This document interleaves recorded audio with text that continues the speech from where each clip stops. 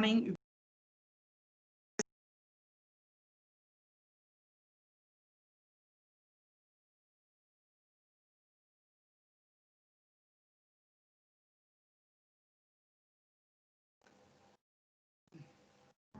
Good morning. Can you hear me, please? Yes, sir. It's nice to hear me, sir. Sir, possibly you turn on your video, sir. Sure, maybe I will do that.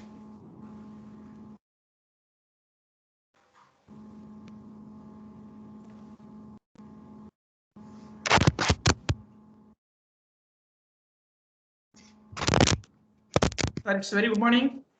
Good morning. Sir, Dr. Dheeraj, sir. Nice to meet you. Thank you, sir.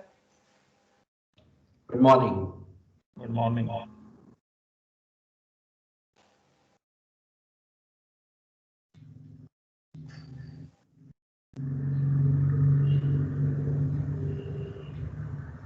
Sir, it's very good morning, sir. Dr. Dheeraj, sir. It's very good morning. Good morning. Namaskar. Namaskar. Good morning. Thank you. Thank you, sir. Sir, we'll start within 1 or 2 minutes, sir. Yes. Sir, HOD, sir. Dr. Raidu, sir. Yeah, please wait. I'm waiting for principal, sir. 1 minute. 1 minute. Okay, sir. Possibly you turn on your video also, sir. Yeah. My system is not having that facility. That's the problem. Okay, sir. Okay. Yeah. Just a minute, please. Sure. Okay, sir. Good morning, Dr. Dheeraj. Good morning, sir. Good morning, sir. Thank you, कैसे हैं sir. आप? मैं sir अच्छा हूँ. Thank you, sir. Good morning, sir. I am Ravinder. Hello, Hey, Ravinder. Possibly it's Ravinder, sir. Good morning, Ravinder. Good morning, sir. Good morning. Good morning. Glad to meet you all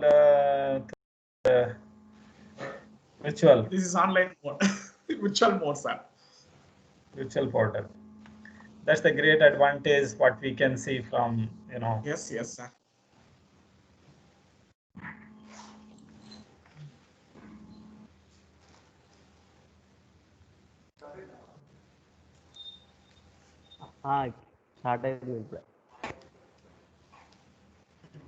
Sir, start within 1 or 2 minutes, sir.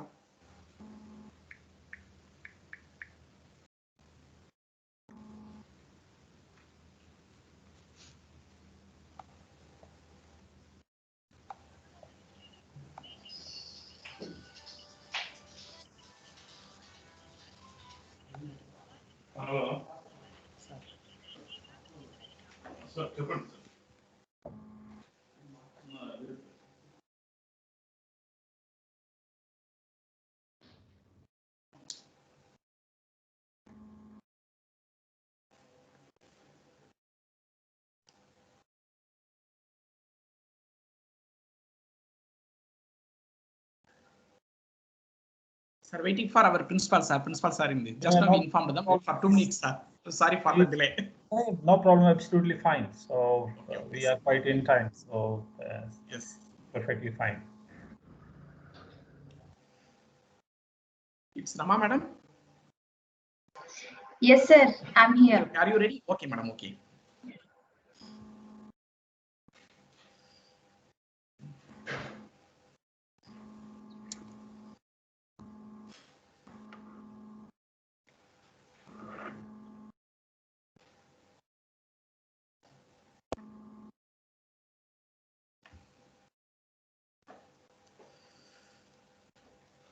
Good morning, Dr. Rama. Madam, Rama, madam, to unmute your audio. Yes, sir. Good morning, sir. Good morning. Very good morning, sir. Good morning. Rathod sir and Ramesh sir. Very good morning.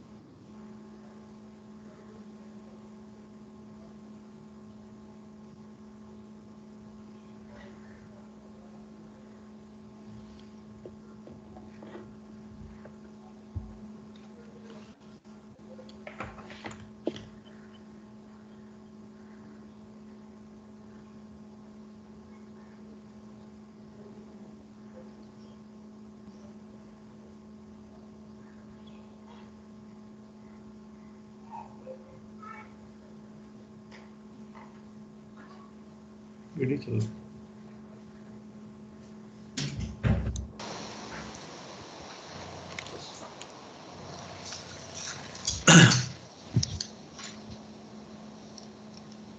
Sir, very good morning, sir. Principal, sir, very good morning, sir. I am Dr. Saravanan. Very good morning, and very good morning. Right, sir, it's very good morning, sir. Yeah, good morning, sir. Sir, we'll start Principal. the program, sir. Yeah, please, sir. Please. Okay, thank you, sir. Thank you, sir. Mrs. Rama, madam, we'll start our inauguration program, madam. Function. Yes, sir. Yes, sir. Thank you. A very good morning, one and all. I'm Rama Kanduri, working as Assistant Professor in Triple Department, BVRIT Narsapur. I feel welcome the participants. I welcome all the dignitaries to our program. We welcome our Honorable Chairman, sir, for Sri Vishnu Educational Society, Sri Vishnu Raju Garu, our Vice Chairman, sir, for Sri Vishnu Educational Society, Sri Ravichandran Rajgopal, sir, and our beloved Secretary for Sri Vishnu Educational Society, Sri K. Aditya Vissam. And the chief guest and our main resource person, Dr. Dheeraj K. Khathod, Professor, Department of Tripoli, IIT Roorkee. And today's our guest of honor, Professor Ramesh Bansal, Department of Electrical and Computer Engineering at University of Sharjah, UAE. For this STTP on recent developments and entrepreneurship in sustainable green energy technologies and smart grids Series D, who have kindly accepted our invitation and deliver inaugural address in this STTP. Sponsored by AICTE and organized by the Department of Tripoli, BVRIT, Narsapur. We wholeheartedly welcome to our principal, sir, Dr. K. Lakshmi Prasad, BVRIT Narsapur, deans and heads of various departments, and our HOD, sir, who is also the convener of this program, Dr. K. Raidu, sir, and our main program coordinator for this STTP, Dr. E.S. Saravanan, Professor, Tripoli Department, BVRIT Narsapur. Now, most importantly, I'd like to welcome all the 250 plus participating faculty members from 20 different states. I sincerely hope you will enjoy the sessions and find new directions in the field of research. And we are welcoming you all once again. Let's start this day and session by remembering our God and a prayer song by our student Pragati.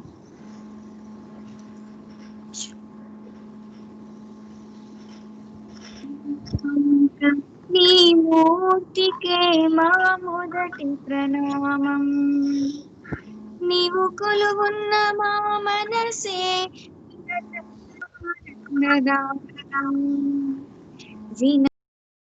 నీ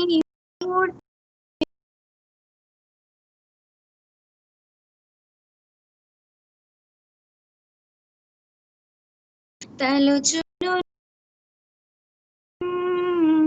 వాణి బ్రహ్మ తోడిమి కూడా చేతురు నీ గుణగానం పార్వతీదేవి హృదయ విహారీ పార్వతీదేవి హృదయ విహారి శివ స్మృత గణనాథ వినాయక నీ మూర్తికే శతకోటి ప్రణామం నీవు కొలువున్న మా మనసే నిరతము ఆనందధామం వినాయక నీ మూర్తికే మా మొదటి ప్రణామం.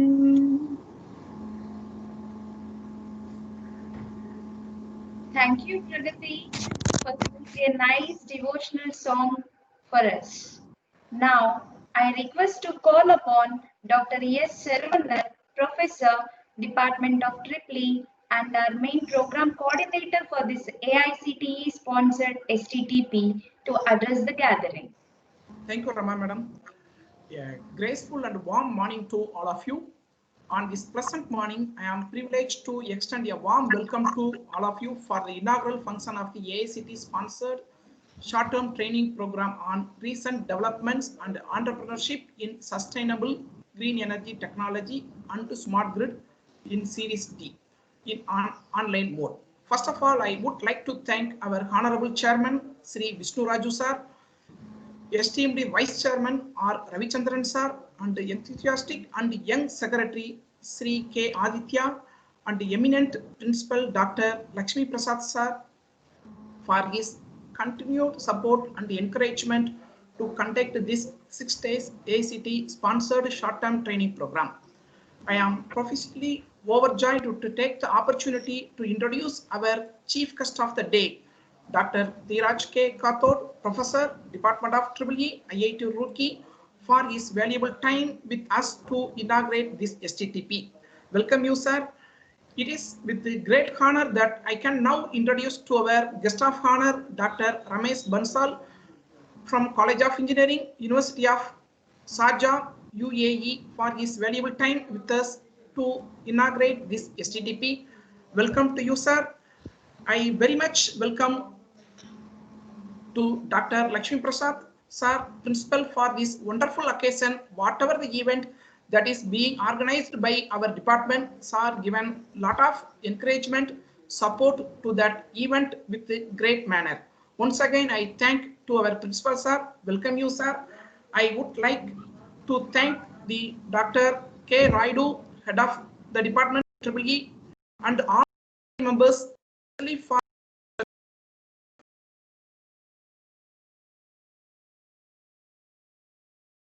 and Mrs. Rama and all other faculty members and supporting staff members for their consistent and continuous support in making this STTP possible. Welcome all of you, sir. We are grateful to all the participants for these overwhelming responses. We have received a total 250 plus registration for this STTP across 20 different states from the various colleges, organizations in India, in addition to 2 participants from Ghana and 1 participant from Iraq. I sincerely hope that you will enjoy and find new direction in the field of research for this STTP. I am most grateful for your participation and support.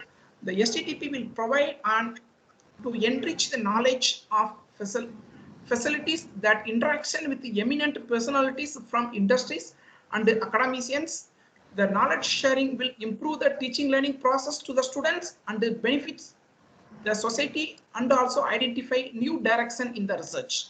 Once again, I am most grateful for your participation and support. Thank you very much, everyone. Thank you, sir, for expressing the importance of the program. Now, I'd like to introduce Dr. K. Raidu, sir, Professor and Head of the Department EEE, BVRIT Narsapur. Sir has completed his PhD from JNTU, Hyderabad, and have over 16 years of teaching experience. Has published 22 papers in national and international journals, and he specialized in the fields of power systems, voltage stability, reactive power dispatch, Computer Techniques in Power Systems and Soft Computing Techniques in Power Systems. Now, I request Sir to address all the participants. Thank you, madam, for your introduction, and a very good morning to you all. Respected Chairman, sir, Sri K.V. Vishnuraju Garu, Sri Vishnu Educational Society, Vice Chairman, Sri Ravichandran Rajagopal, sir, Secretary, Sri K.V. Aditya, sir, and our beloved Principal, sir, Dr. K. Lakshmi Prasad Garu, and today's Chief Guest, Dr. Dheeraj K. Khathod, IIT Roorkee, and guest of honor, Professor Ramesh Bansal, sir, University of Sharjah, and my dear faculty, and most importantly, the participant across India, and my dear deans and heads of the departments, a hearty welcome to this STTP, Recent Developments and Entrepreneurship in Sustainable Green Energy and Smart Grid.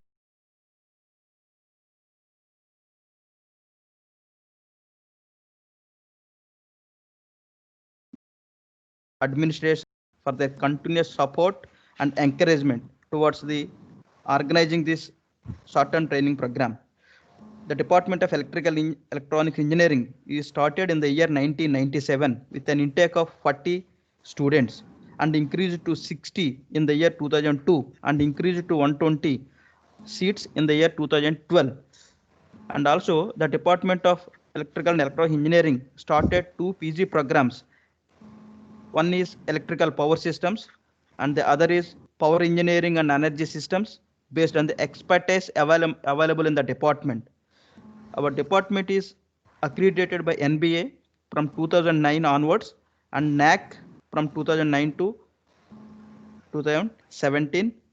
Our strength is well qualified and dedicated faculty with rich industrial and R&D experience in the department.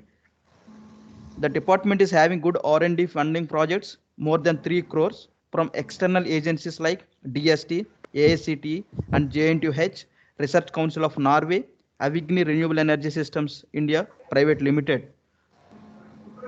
We have various R&D projects like design and develop a priority-based converter for microgrid from the TechWhip and initiative to promote habitat energy efficiency from Department of Science and Technology, which is of 96.34 lakhs. So our faculty and students are working on various technologies like microgrids, smart grids, and integration of renewable energy sources and electric vehicles. So BVRIT is known for solar energy technologies, having state-of-art solar PV modules testing facilities, sponsored by Elcom Solar Norway, and offering performance testing of solar PV modules, training and consultancy services to executive solar projects. We installed 450 kilowatts peak rooftop solar power plant in the campus, and it will be generating around 2000 units per day, and this meets the 50% of our electricity consumption in the college, and complete operation and maintenance will be taken care by the entire department only. So our department is also having the MOUs like Titan system.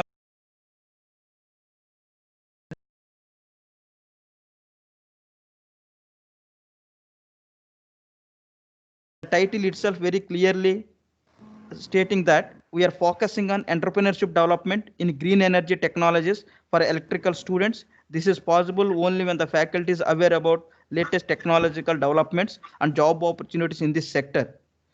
We have invited the resource person from reputed organizations and industries who are working in this sector. So we are conducting total 11 sessions. So hope this STTP will give all the knowledge or information required towards this green energy development in India. I wish all the very best to all the participants and also congratulate the coordinators and all our departmental staff. And thank you very much for giving this opportunity.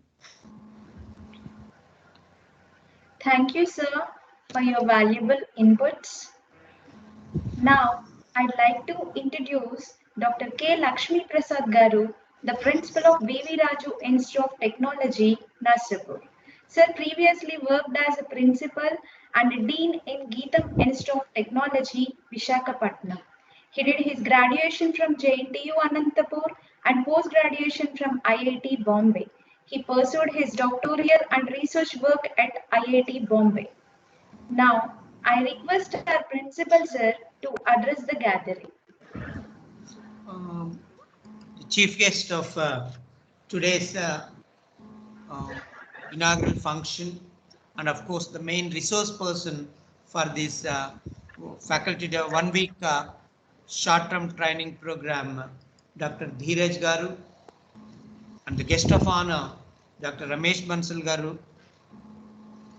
the head of the department, who is the convener for this short-term training program, Dr. Raidu Garu, and the main the coordinator for this entire program, Dr. Seravanan, and the madam who is completing the whole program, Madam Ramagaru, faculty members, and the participants from various institutions participating in this online short-term training program on recent developments and entrepreneurship in sustainable green technologies and smart grids. A very good morning to you all and a warm welcome to this program, which is really the third in the series. Already the department has organized 2 short-term training programs, and this program is the third in that line. It right now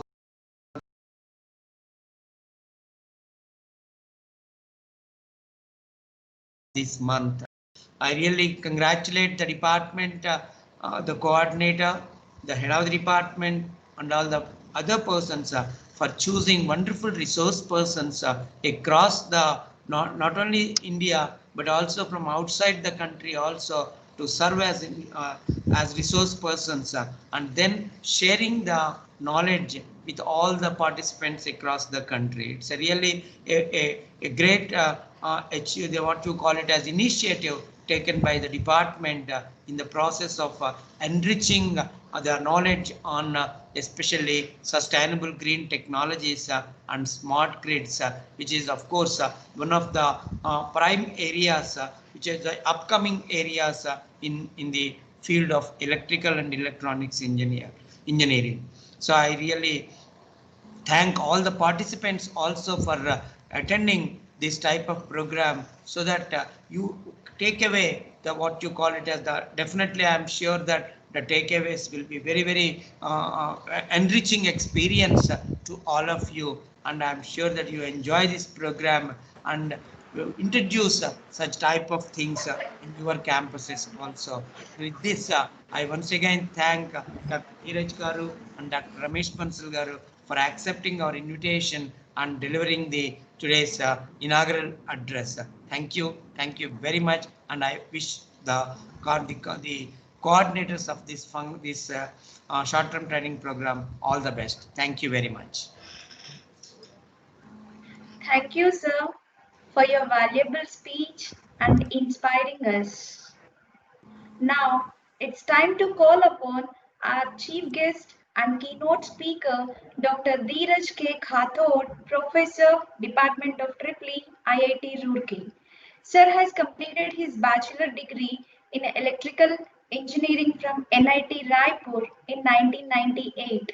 He completed his degree of Master of Technology from IIT Roorkee in electrical engineering with specialization in power system in 2002, followed by his degree of philosophy of doctorate again from IIT Roorkee in 2008 on the topic optimal planning of distributed generation systems. Dr. Khathod joined Department of Renewable and Hydro Energy, IIT Roorkee in 2008. Then he joined Department of Electrical Engineering of Roorkee. His include generation for the distribution network and planning of hybrid and integrated renewable energy sources.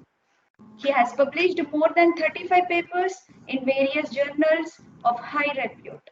He has also presented more than 75 papers in various national and international conferences, and Sir has supervised about 50 MTech and 6 PhD scholars on his area of research. And sir has contributed few chapters and books published by Springer. He has also reviewed about 50 research papers submitted to top-rated national and international journals. And sir has completed research projects and consultancy assignments having worth of about 2 crores. Has delivered expert lectures and more than 50 workshop short-term courses and has organized about 40 short-term training courses. He is member of International Association of Engineers and Institute of Electrical and Electronics Engineers since 2010. Now, I'd like to request Khatot sir to address all the participants. So good morning to one and all. Our respected Professor Ramesh Bansal, University of Sharjah, UAE, and guest of honor, Honorable Sri K.V. Vishnu Raju, Chairman SVES, Sri R. Ravichandran, Vice Chairman SVES, Sri K. Aditya Visam, Secretary SVES, Professor K. Lakshmi Prasad, Principal BVRIT, Professor K. Raidu, Head, Department of Electrical and Electronics Engineering, BVRIT, Professor S. Saravanan, Department of Electrical and Electronics Engineering, BVRIT, and coordinator of this course, faculty members, dear participants. So first I would like to congratulate the entire organizing team for successfully conducting previous 3 series of this short-term training program. It is, I think, result of overwhelming response by participants that now we are here to start 4th STTP on the same topic. The theme of this short-term training program is very relevant in context of present scenario where various utilities engaged in generation, transmission and distribution of electricity are facing new challenges and is slowly migrating towards a smart grid. This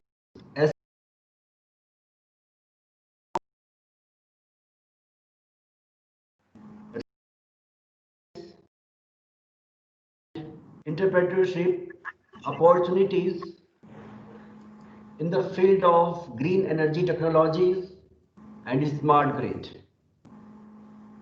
The schedule of this short-term training program is designed very nicely and carefully.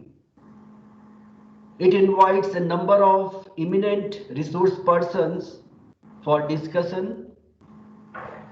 Certainly this will benefit the participants and society, and I am extremely delighted and feeling honored to be a part of this short-term training program. I wish a great success to this short-term training program. Thank you. Thank you, sir. We are highly privileged to have you as a chief guest and our keynote speaker for this program.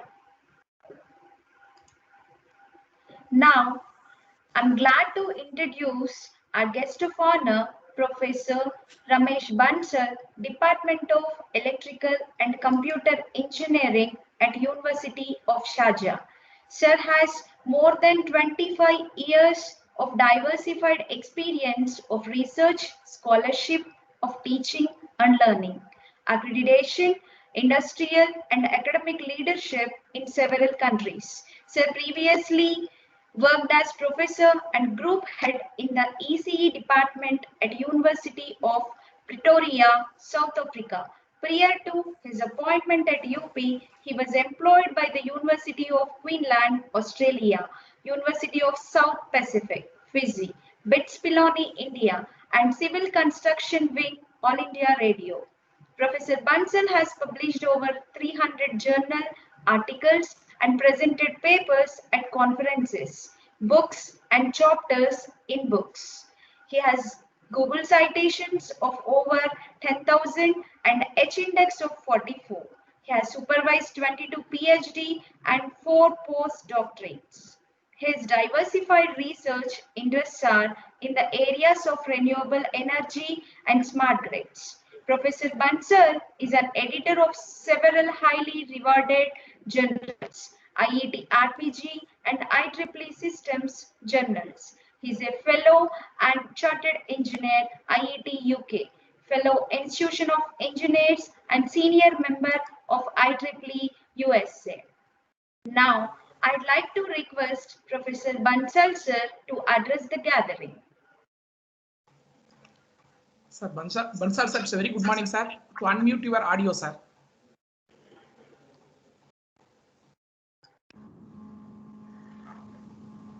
Good morning, all. It's a very good morning, sir. It is a great pleasure for me to join this inauguration program.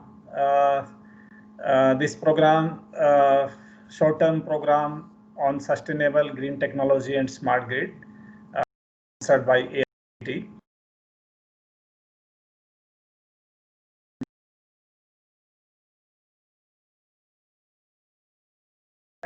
I extend my best wishes to all the participants, organizers, Dr. Dheeraj Kathod, faculty members and participants. So, in fact, I'm delighted that this program has great support from the top management, chairman, vice chairman, secretary, principal, deans, head of the department. So without taking much time, I know the program is very tight. So here this program, 1 week program, of course, it is being offered in the series, so that is great part, on the sustainable green technology and smart grid.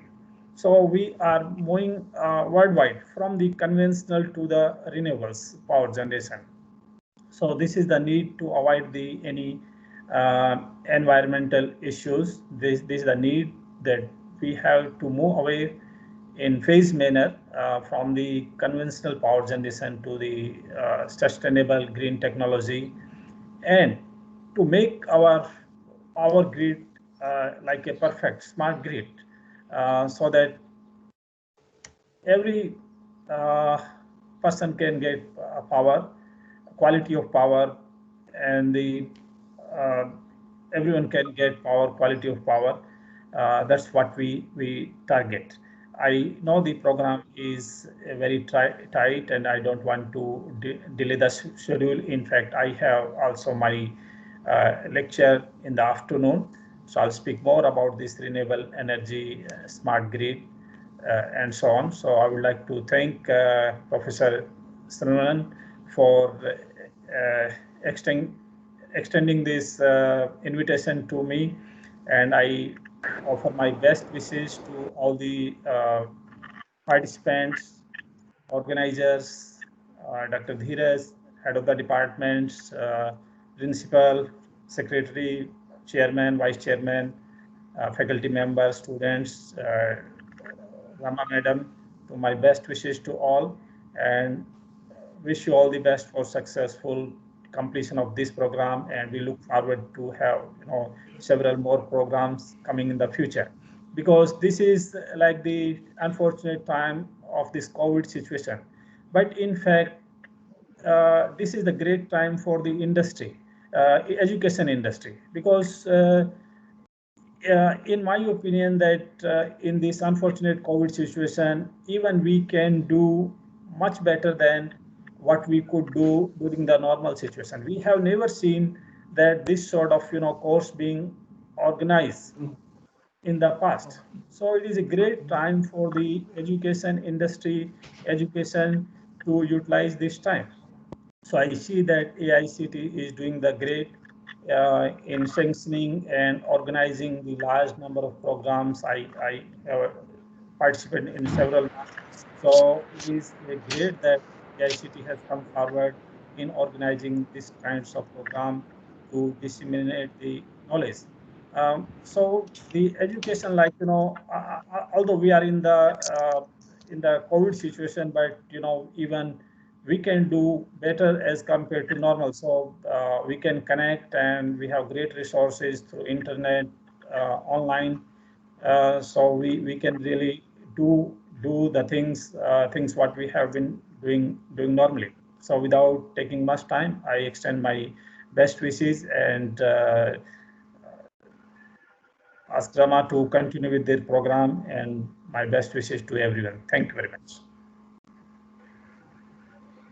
Thank you, sir. Seriously, it's a pleasure for us that you joined for our event. Now, concluding the inaugural session, I'd like to invite Mr. G. Naresh Kumar.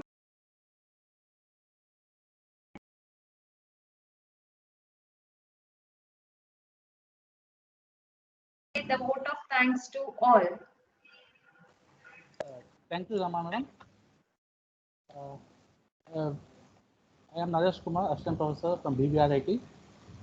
Welcome to Honorable Chief Guest, Dr. BVRIT-STTP-D, Professor from IIT Roorkee, and Guest of Honor, Mr. Ramesh Bansal, Professor from UAE, and respected dignitaries and participants to this 6-day AICTE sponsored STTP Series D.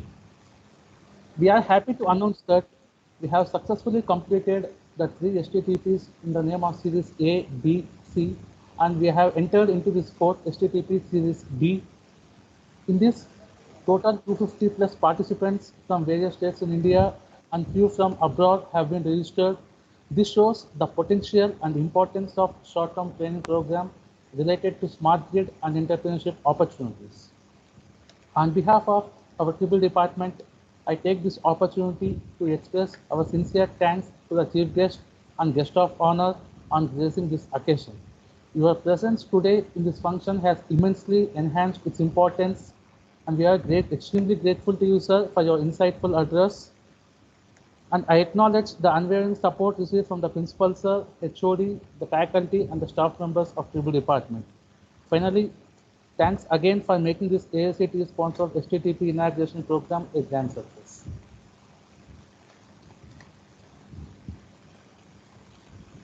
Thank you, sir. Now, with special excitement that I'm pleased to welcome our speaker, Dr. Dheeraj K. Khator, Professor, Department of Tripoli, IIT Roorkee, to kickstart our first session on topic Distributed Generation, Planning under Smart Grid Environment.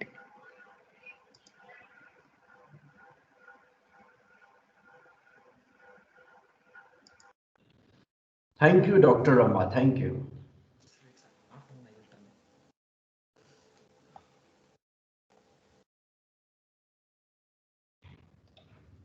So I hope my slides are visible to all of you. Yes, sir. Yeah. So good morning to one and all, and I welcome you all in the first session of this recent development and entrepreneurship in sustainable green energy technologies and smart grid series D. So I will be talking on the distributed generation planning under smart grid environment. These are some broad outlines of my presentation. First, I will talk about the conventional grid, then why we need smart grid, definition, attributes, benefit, and some conceptual model of a smart grid. Smart grid is vast actually area, so I will mainly focus on some aspects of smart distribution network.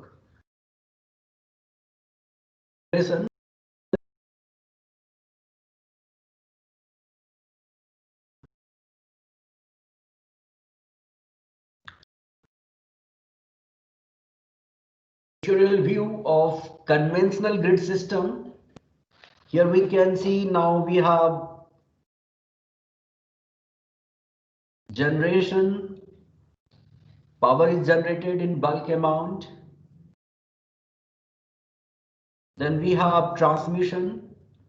Voltage level is raised and then transmitted. And now we have distribution. Voltage level is lowered and it is distributed to consumers. We have actually market and operations also in place to coordinate between different segments of power system. So here we can see that the flow of electricity is unidirectional. It is from generation to consumers.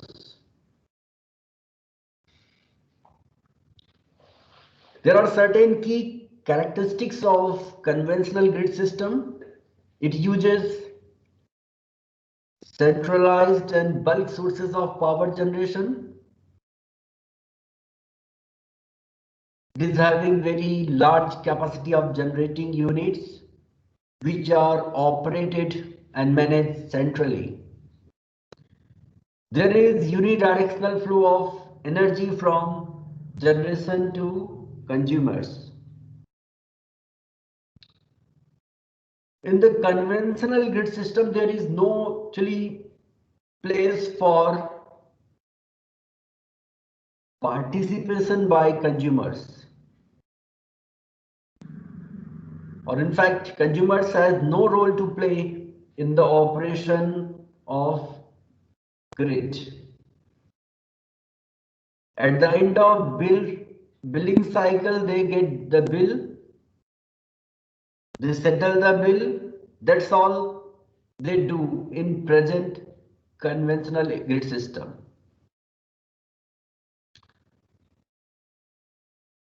As far as real-time monitoring and control is concerned, so it is limited to merely generation and transmission segments. At very few instances, it is extended for distribution system too. But in most of the cases, distribution system is monitored and controlled,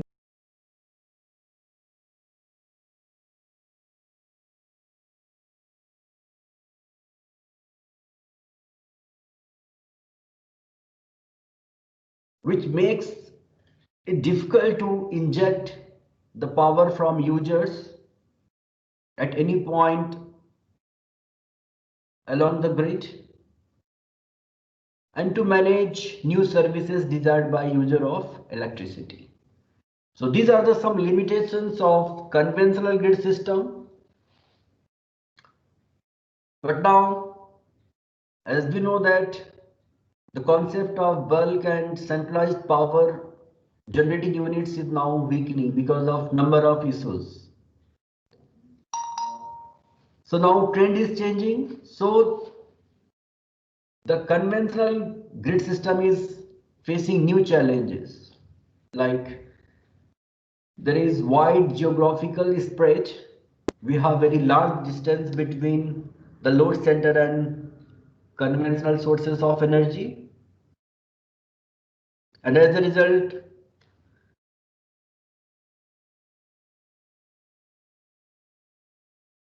very large amount of energy is wasted in transmission and distribution. We have very highly interconnected network. This is due to some political issues, economical operation, or because of environmental reliability and stability related issues. And now the demand of electricity is growing day by day because now we have increase in population. The standard of living of people is also increasing, and now we have continuous development of new townships. Also, most of our power system components are operated close to their design limits.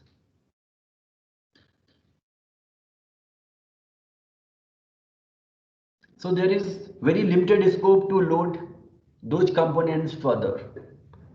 So this attracts more investment in the electrical power infrastructures. Also, we have large penetration of renewable energy sources.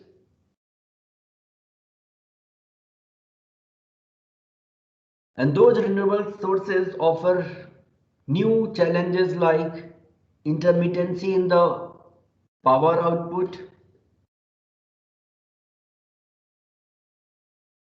The small scale generation also disturb the relay coordination.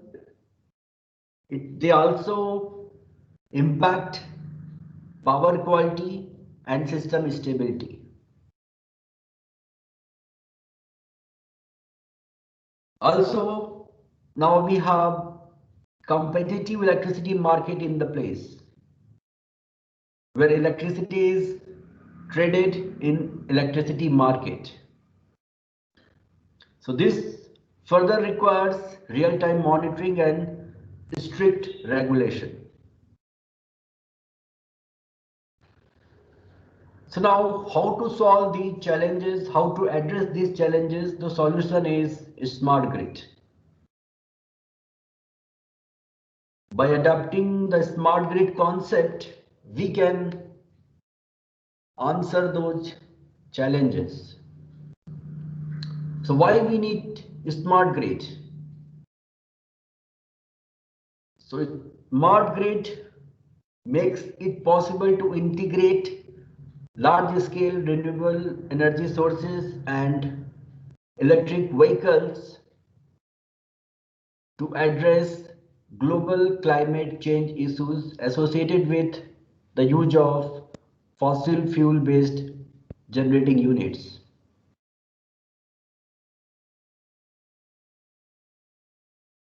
In a smart grid, the communication technologies play an important role. So integration of control across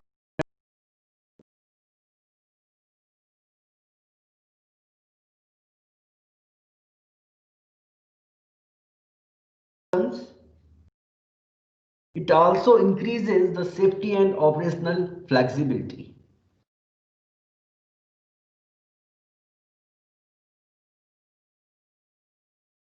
The smart grid concept allows active consumer participation to enable far better energy conservation. So in case of a smart grid, consumer will know about the status of grid, the price of electricity, and accordingly he or she can change the consumption pattern.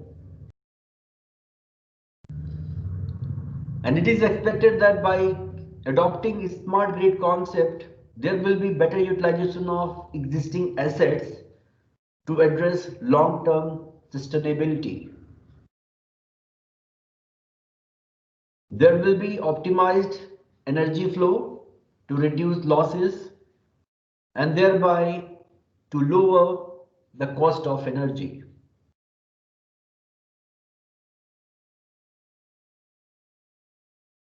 There will be suitable management of DGs and storages. Manage the huge investment in system expansion, and this will also reduce the overall cost of energy.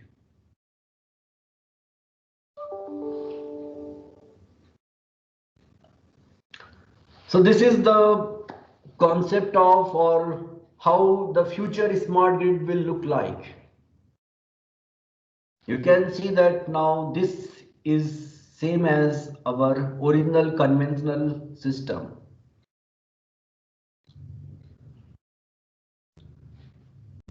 Now we have integration of some renewable sources.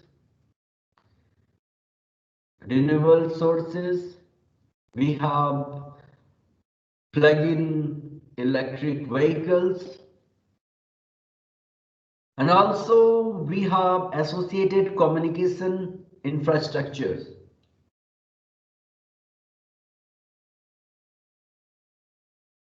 Each component of this power infrastructure will have this communication infrastructure, so that there is two-way flow of electricity as well as information. Now, in concept of smart grid, consumer can generate power and it can sell to the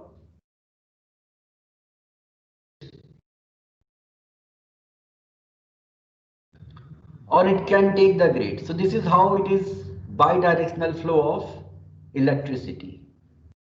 Similarly, by adopting communication technologies,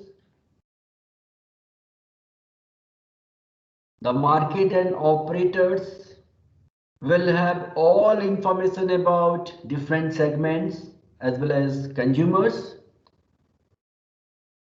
At the same time, all these segments will have information about others.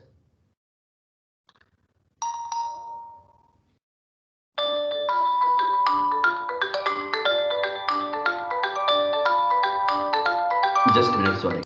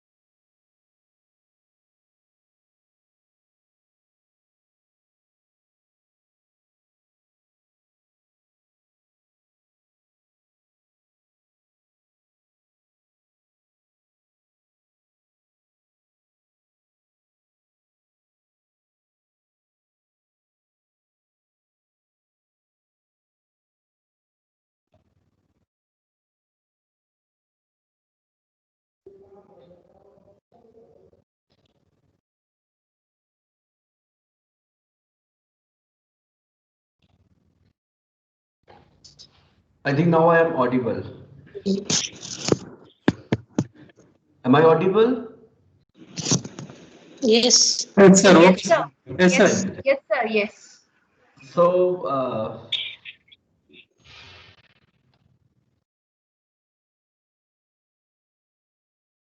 So, electricity as well as information both will flow from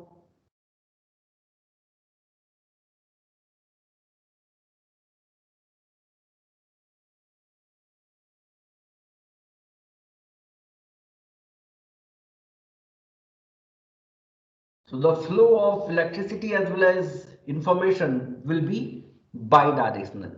So there will be more transparency in the operation of the system. So what is a smart grid? How we can define it? So it is basically an evolved electric grid system that uses advanced sensing, metering, communication, control and computational and reporting technologies to facilitate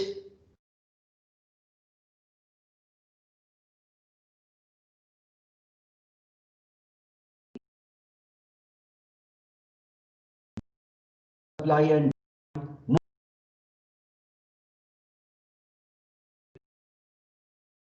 system. Also we have main objective to balance demand and supply. And we have regional load dispatch centers to maintain the frequency by balancing the demand and supply. But now, because of lack of real-time monitoring of at distribution side, it is not that much effective. Once we have all information from all segments, so it can be made more effectively. Sometimes we are in confusion that now in the concept of smart grid, everything will be new. But it is not true. Smart grid does not replace the existing electric system.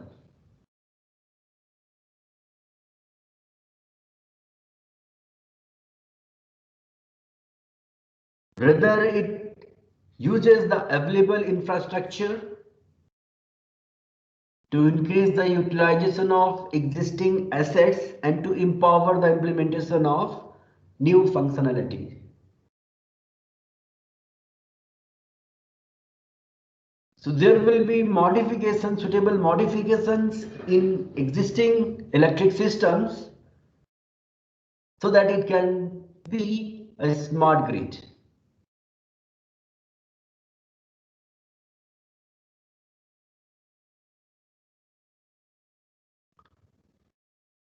Also, it is a costly affair.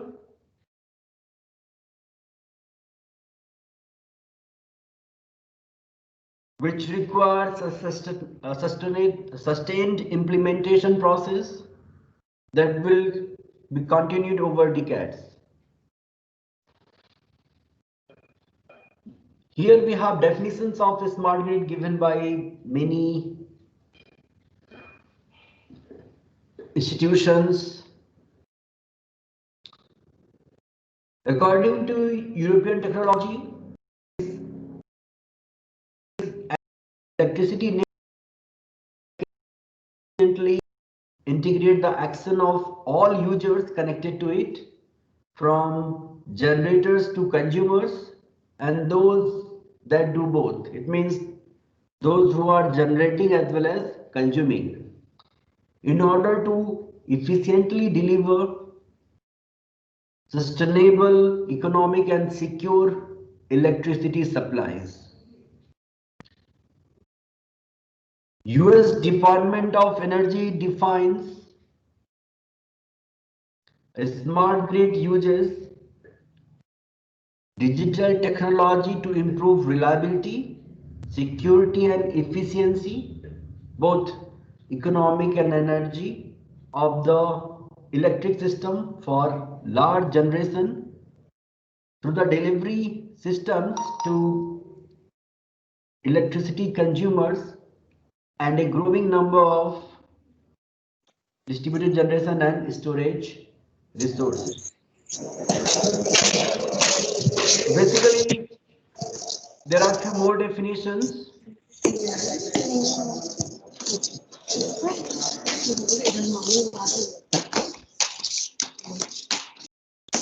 We have definition according to EPRI also, which it says that there will be self-healing action and it will be responsive to energy market and utility needs. There will be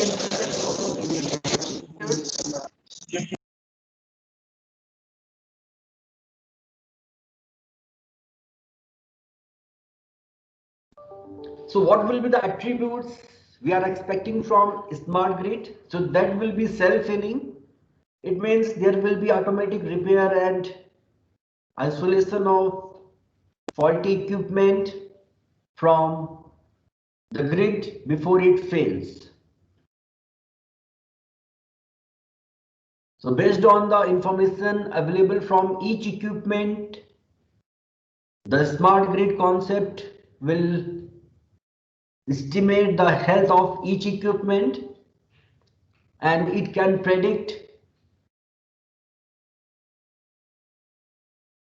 the outage and accordingly it can take suitable action.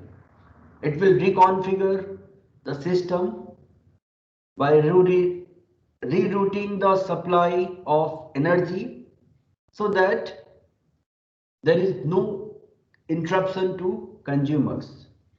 It is flexible.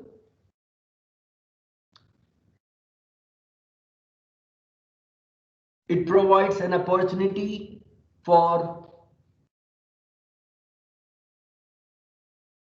small scale generation and energy storage technologies for rapid and safe interconnection at any point of the time.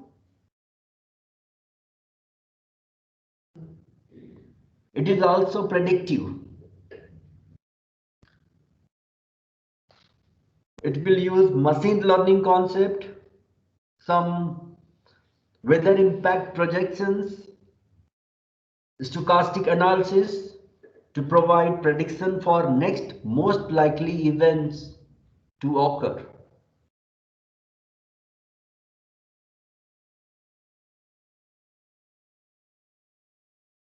And accordingly, it will start necessary action to reconfigure the system before that next worst event can happen.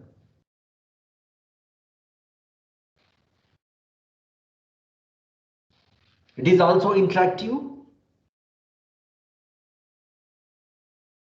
So the information about the status of system is not only limited to operators, but it is provided to consumers also. So by this way, all key participants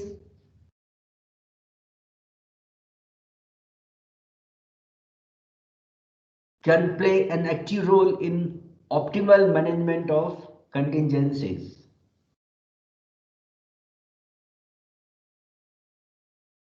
It is also optimized. Once we know the status of every major components, real time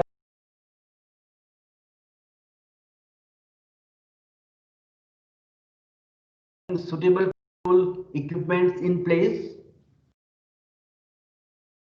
so we can have optional routing paths for autonomous optimization of the flow of electricity throughout the system. So we can optimize the flow of electricity once we are having the status of every major components with us.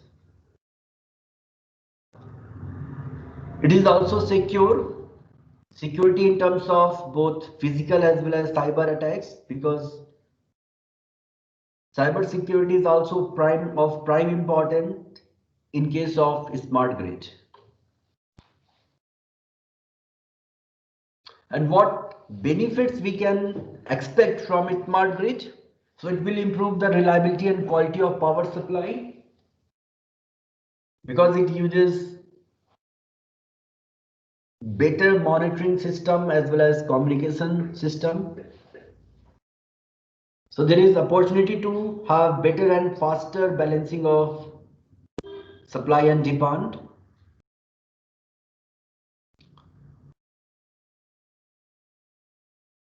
When we have more accurate information about the system, so this will minimize the need of constructing peak load power plants.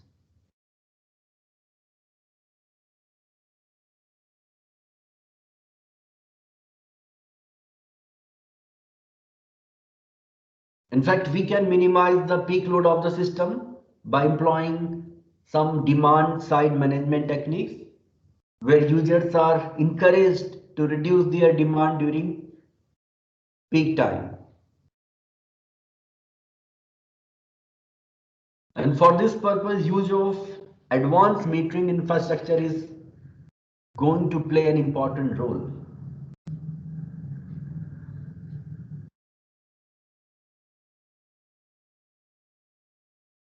The smart grid will also enhance the capacity and efficiency of existing electric grid.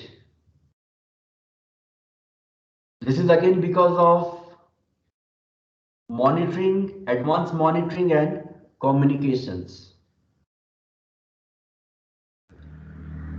And because of advanced monitoring and communication, we have better control and resource management in time.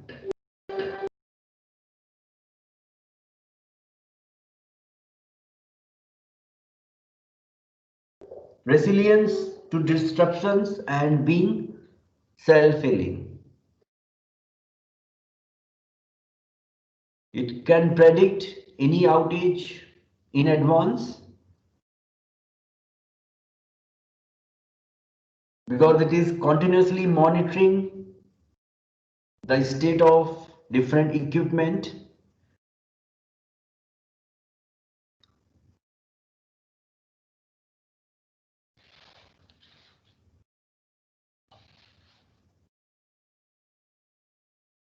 It will provide the deployment of renewable and distributed energy resources.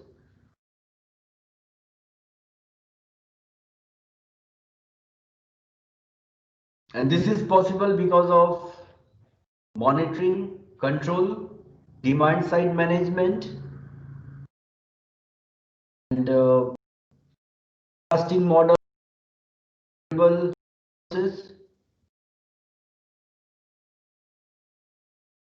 There will be automating maintenance and operation. There will be reduced greenhouse emissions due to use of electric vehicles and renewable power generation.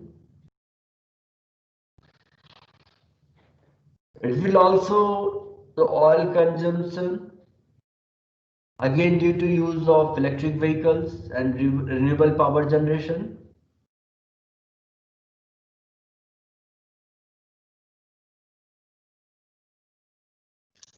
And it also provides an opportunity for plug-in electric vehicles where user can plug into the grid.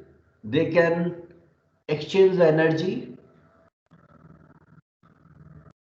They can charge their electric vehicles during off-peak time, and they can sell the electricity during peak time. And electric vehicles provides a new opportunity for storing of electricity.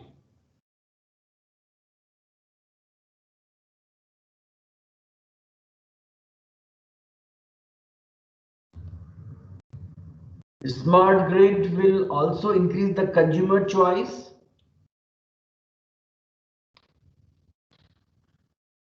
Consumer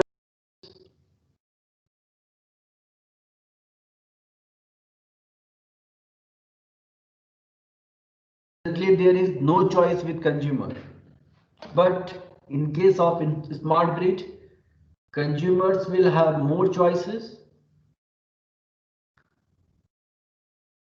Choices in terms of that the service provider, the consumers will have that from which service provider they want to take the energy.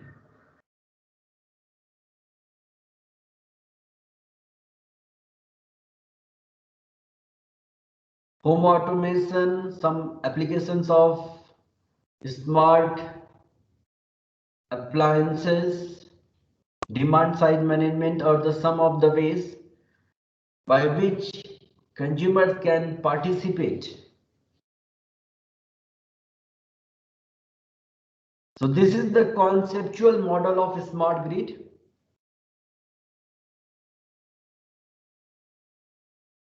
We have market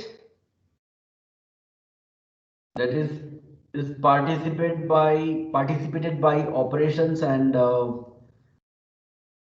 generation, transmission and distribution segments. Here we have trading of electricity. We have operations to responsible for overall operation of grid. We have service provider,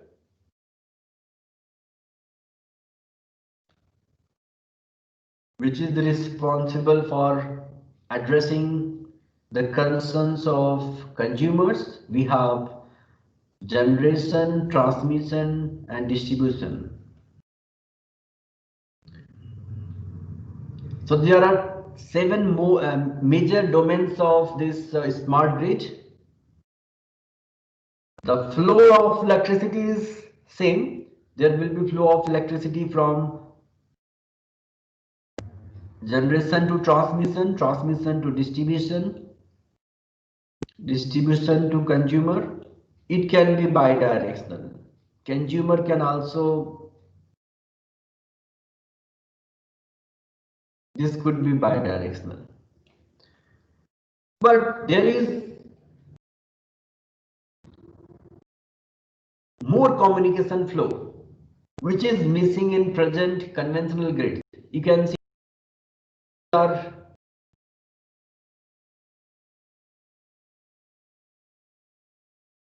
so it is the communication from generation, transmission, distribution, and customers.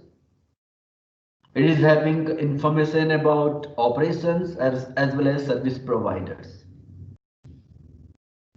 So you can see that all domains are having all information.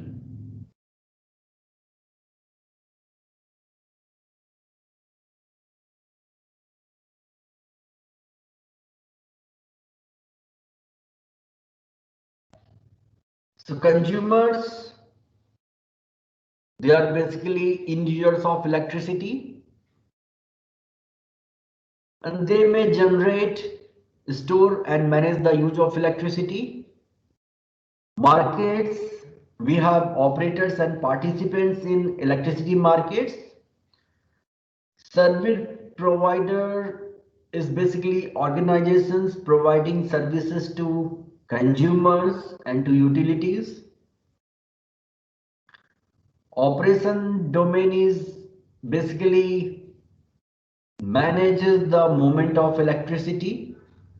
Bulk generation, so there are generators of electricity in bulk quantities, large scale generators, and now they can also store energy for later distribution.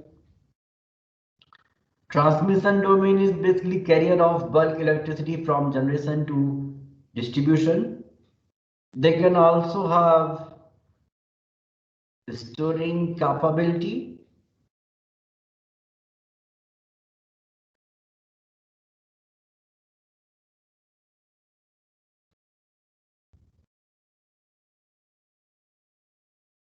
Supplying electricity to consumers, and now there may be storing options also.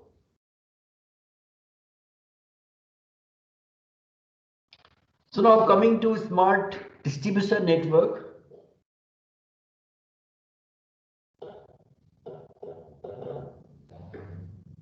We can have smart generation, we can have smart transmission, we can have smart distribution network. So now we are focusing on smart distribution network. So it is a self-organized distribution system which is capable of optimizing its operation efficiency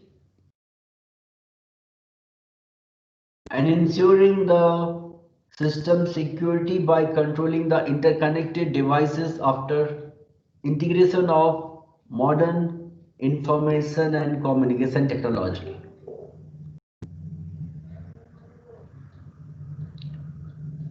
Because it is having all information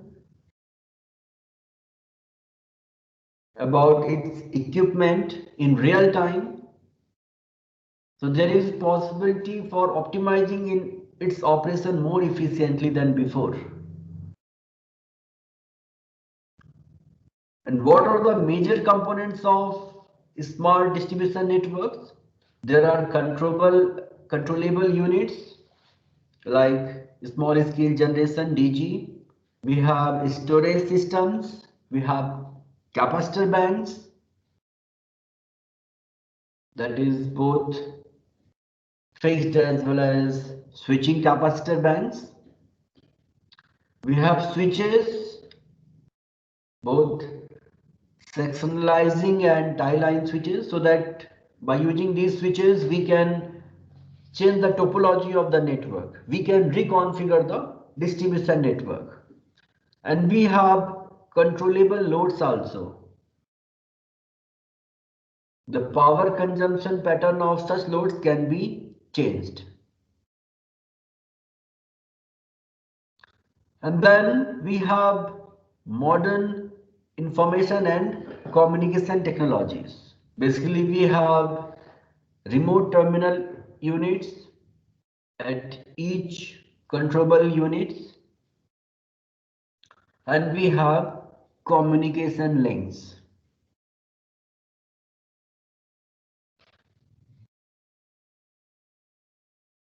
So this is the conceptual model of smart distribution system. This is the bus which is connected to transmission system, we can say, and this is the substation. Here voltage is step down. So there is one RTU at here near substation. So it will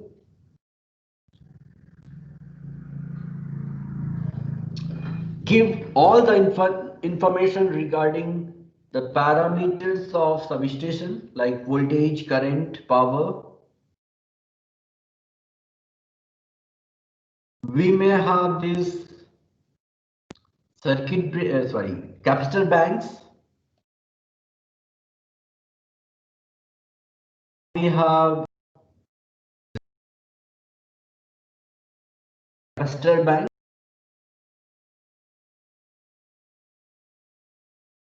We have energy storage system, and this is the RTU for energy storage system. We have a switch, and this is the corresponding RTU. We have renewable generation, wind, corresponding RTU. We have controllable loads, and this is the corresponding RTU. So all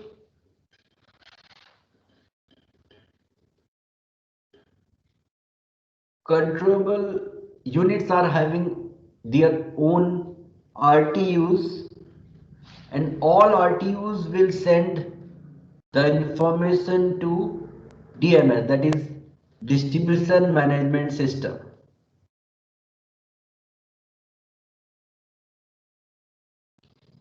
Based on the information received from different RTUs, DMS will have some algorithms to check the status of different equipment, to control the different equipment,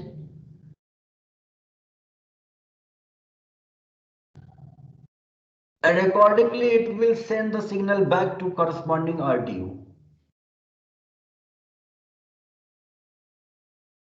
So we can see here that the communication from DMS is bidirectional.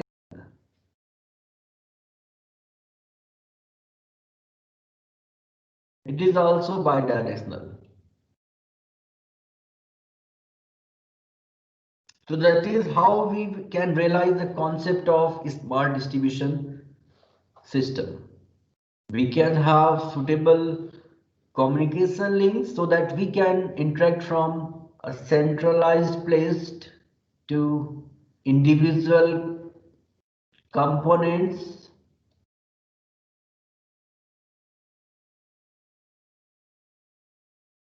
Based on the information available from different components, we can process it in DMS here.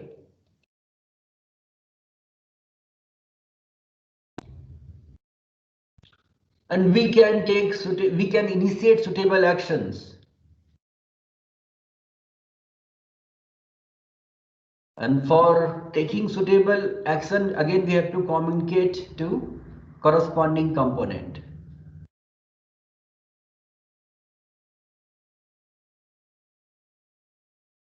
Now Coming to now distributed generation. Later we will combine different segments what we have discussed. So now DG, it is a well-known term. Basically the generation of electricity from many small energy resources connected directly to distribution network or on the consumer side of the meter. So DG is very important component of this smart grid concept. It is not centrally planned, not centrally dispatched. For large scales, large power stations, we have the dispatch strategies decided by some load dispatch center, which is not in case of DG. User is free to inject any amount of power at any point of time, but he has to maintain some regulations. And we have different terms like embedded generation, dispersed generation, or on-site generation, decentralized generation in many countries for DG. So this is actually traditional power system. We have large scale generating units, we have transmission system, then we have distribution system, and now here we are having consumers. So the flow of electricity is from generation to consumers. But when we will adopt the concept of DG, so now we can integrate some small scale generation at distribution network, and by this way we can send power to transmission system when we have surplus generation, and we can take also when we have less DG generation than the load demand. So the flow of electricity is bidirectional. Also, there is one more major change in the structure of electric power system, that now this is totally passive.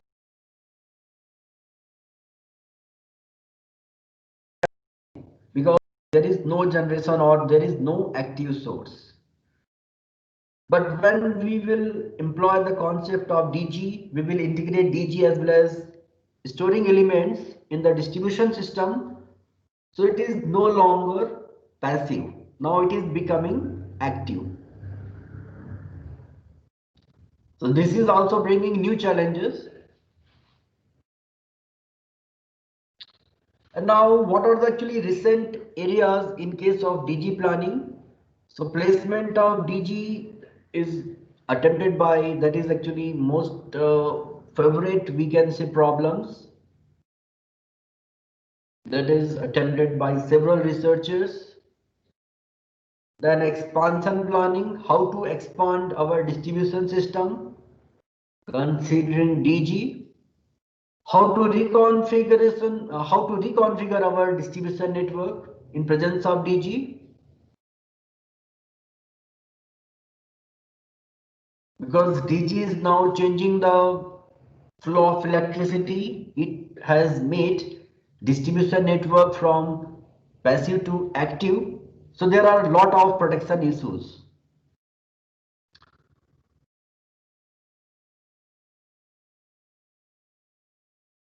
Then finally, how to make strategies for operation and control of active elements in the distribution system. So these are some research areas in DG planning. So we will discuss only, few. First, let me discuss that why this DG placement is important. We can place DG at any point of the time, at any place in the network, but it is not correct. Let me show you some example. Here we are having a typical distribution system without any DG in the network. And here for simplicity, loads are represented by corresponding current. So these are bus numbers. These are bus numbers, bus number 1, 2, 3, 4, 5. And the number which are enclosed inside this square are branch numbers. So branch, this is one branch, branch number 1, 2, 3, 4. And these are the load values, equivalent current at different buses. So now here we can see, we can start from this. There is 5 bus network. So we can start from here. So here it is 10 ampere. So 10 ampere will flow through this branch. Here also we are having 10 ampere loads. So there will be 20 ampere flow. Here we are having 30. So there will be 50 ampere current flow. And here we are having 50 ampere. So there will be 100 ampere current flow in branch number 1. And the total load requirement is 100 ampere.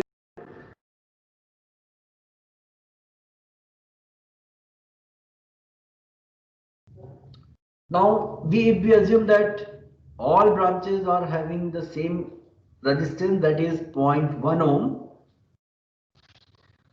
and if we compute the losses, that is simply I square R, some I square of this branch plus this branch plus this branch plus this branch, so that we can write by this.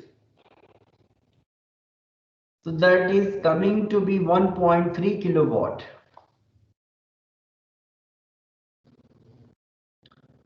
Now let us place a DG of 100 ampere capacity, which is same as this, the total load requirement, at bus number 1. So what will happen? The branch flow will remain same. What is difference here? Earlier the substation was delivering entire 100 ampere current, but now the same is provided by DG, and now substation is providing no power, no current. So even though we have placed the DG, but there is no change in the losses, because you can see that branch currents are same as before: 150, 20, 10, 150, 20 and 10. So losses are not going to change, but now the stress of this substation transformer is released. Earlier it was delivering 100 ampere, now it is delivering no power, so it is now stressed free. Let us move to some other case. Now I have connected a 100 ampere DG at bus number 5.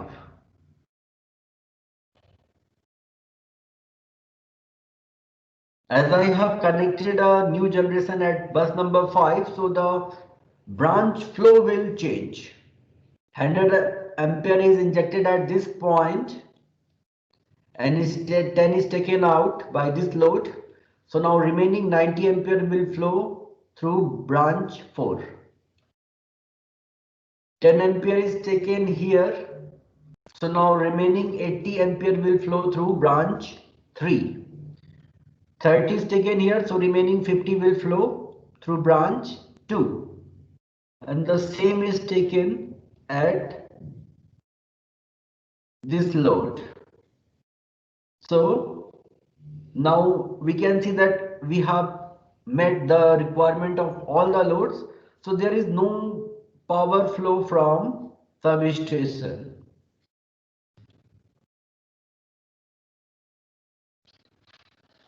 So branch 1 will not have any power flow. And now if we compute the losses for this system, so 50 square 80 square plus 90 square. So now it has become now 1.7 kilowatt, which is more than the original distribution system without DG.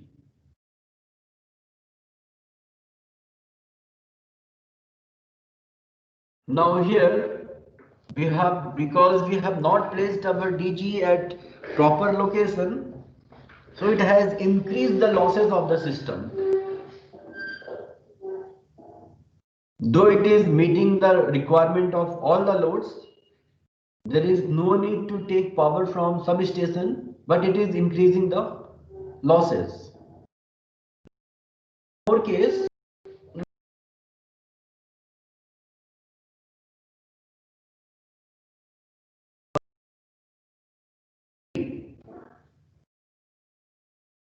so 10 ampere, 10 and 10, 20, 20 plus 30. So it is now injecting 100 ampere, 50 ampere is consumed here. So remaining 50 will go to this side and it will deliver the demand at bus number 2. So again, there is no flow of current or power through branch 1. And now if we compute the losses, so it is now 50 ampere square, 20 ampere square plus 10 ampere square multiplied by corresponding resistance. So now it is coming to be 0.3 watt.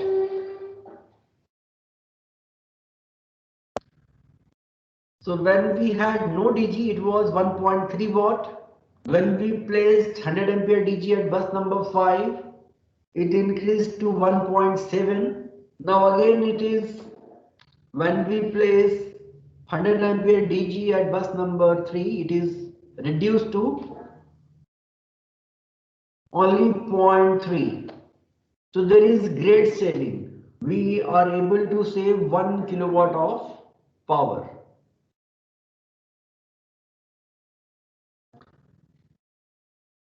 So far we have actually discussed the impact of DG location. Now let us consider one more case. Now here at bus number 3, I am placing a DG of 50 ampere. Instead of 100 ampere, now I am placing a DG of 50 ampere. So let us again compute the branch flow. So 10 ampere to deliver this, 10 plus 10, 20. So 20, then 30. So hello, sir. Yes. Yeah. We are unable to see the presentation, sir. Okay. Now are you able? It is showing sharing in progress. Sir, it is coming, sir. Okay, sir. It is. Let me stop and let me share it again. Sir, Ramachandra sir, maybe you are having network issue. Others are coming. Sir, it is visible, sir. Acha. Okay, no issue, no issue. Sir, no Sometimes issue, sir. You because of This is comfortable. now, are you able to see? Yeah, now it's okay. Few cases of DG integration. Now the system without DG, the losses are 1.3 kilowatt. When I place DG of 100 ampere at substation, losses are same. When I placed 100 ampere DG at bus number 5, losses increased. When I placed 100 ampere DG at bus number 3, losses decreased. Now finally, what I am doing, I am actually now reducing the capacity of DG. Instead of 100 ampere, now I am placing a 50 ampere DG at bus number 3. And then I computed the branch flow. So 10 ampere, 20 ampere. So 10, 10, 20 and 30, 50. So this 50 ampere DG will satisfy all these three loads. And to satisfy this load, the power has to be taken from substation.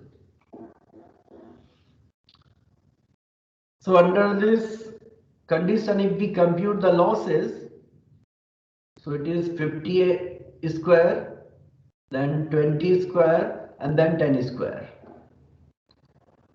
So here we can see again the losses are same as we got with 100 ampere DG at bus number 3.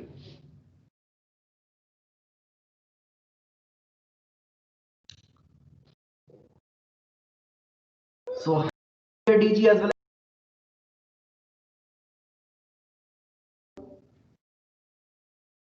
Both are reducing the losses at the same value, then obviously we have to go for lower capacity. So this is how the placement as well as capacity optimization is necessary. This is very simple case we have discussed, but in practical distribution system where we have large number of buses, so we have to go for some complex technique optimization we have to employ to determine the capacity as well as location of DG. So these are the some objectives which have been targeted by different researchers, like reduction in power losses, how to place and how to size DG so that we can reduce the power losses. Then how we can improve the system voltage profile, how to enhance the reliability, how we can maximize the DG capacity, or how we can minimize the investment. So these are the some objectives which have been targeted. So now moving to active distribution network. So active distribution network has basically distributed generation, load, storage in the network.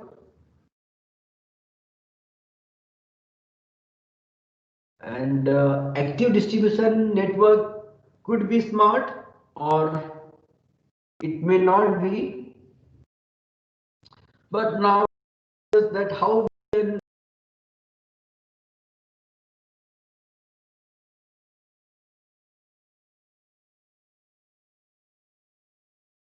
we can add some features so that the operator can manage the flow of electricity by changing the network topology.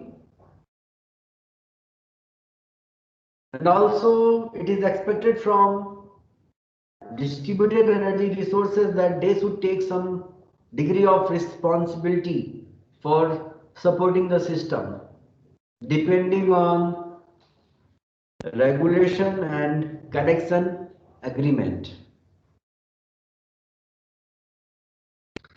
Like low voltage ride through capability is one of such responsibility.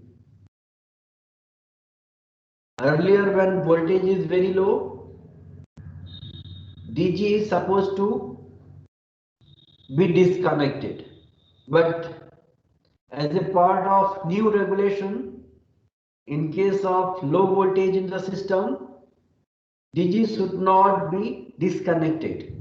It should remain connected so that it can provide necessary support to grid.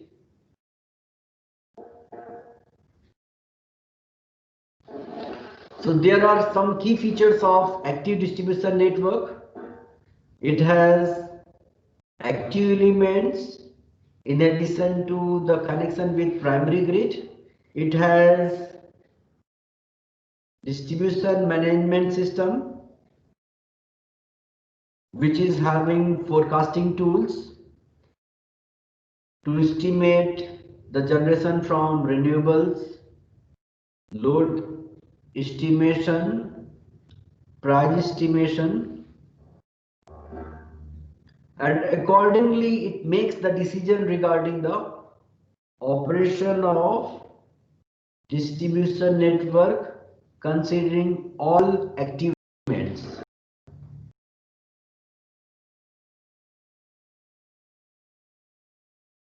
Here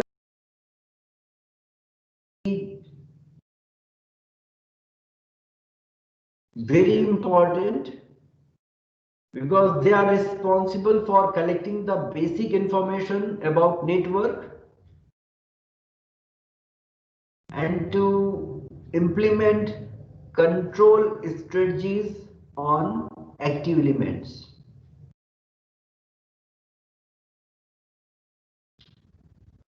Once we have this distribution remote RTUs, so we can monitor the status of each and every component, and this also helps to estimate the state of distribution network.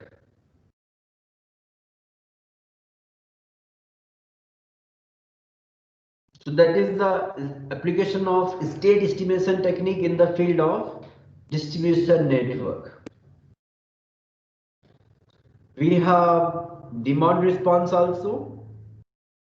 In that case, operator may sign some bilateral contract with responsive loads for either load curtailment or for load shifting. Either we can connect some part of load or we can shift the load from present to some other time. Also optimal power flow. So once we have data from communication,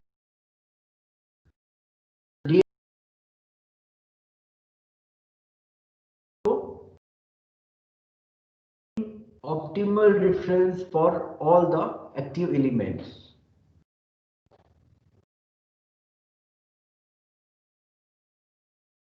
So now we are going to discuss some smart feature, that is how to perform optimal scheduling of active distribution network. We are assuming that now we have suitable RTUs at each place associated with active components, and now we are able to get all the information about those active elements and how we can utilize those information for optimized scheduling of active distribution network, so that we can add one smart feature. So there are two types of scheduling. One is called as day ahead scheduling, as it is clear from the name that it is performed one day before, and the purpose of this day ahead scheduling is to optimally control the active element for next 24 hours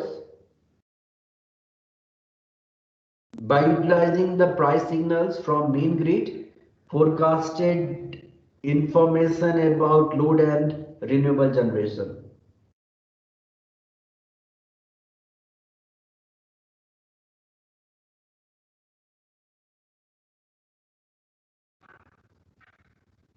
When it comes to real-time scheduling, so we know that even though we have very good techniques for forecast, but always there are some degree of unpredictability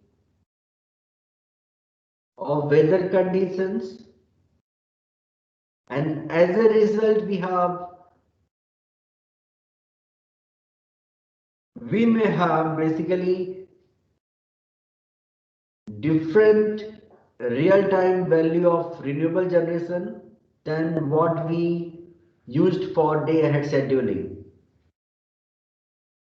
And the same is applicable for load also.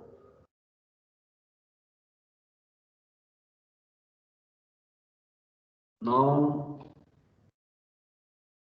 because of weather condition, load pattern can also change, and we have different lifestyles of consumers. So because of that,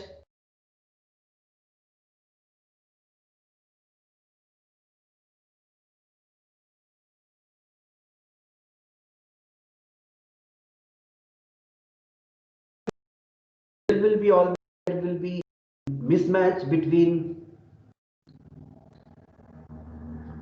what we schedule day ahead and what we are scheduling in real time. So in case of real time scheduling, what is main objective is to minimize the deviation of power purchase from BVRIT. Whatever power we have estimated for day ahead scheduling, that we should follow in real time also. And for this purpose, the energy storage devices are going to play an important role.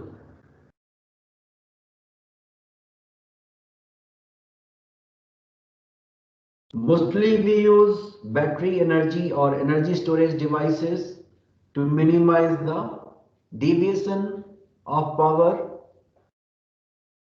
from main grid. So this is how it is performed. Like if we talk about day ahead scheduling, so these are the input data.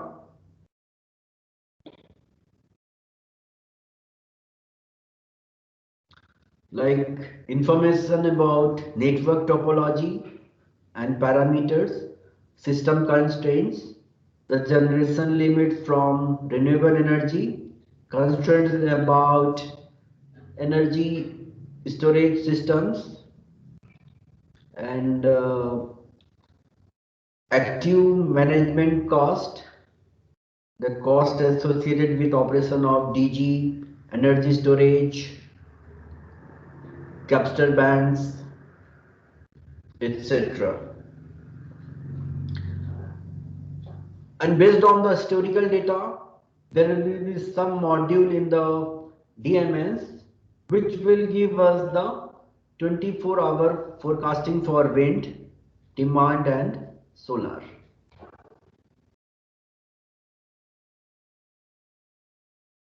Also we have contracts with responsive loads and some wholesale electricity market.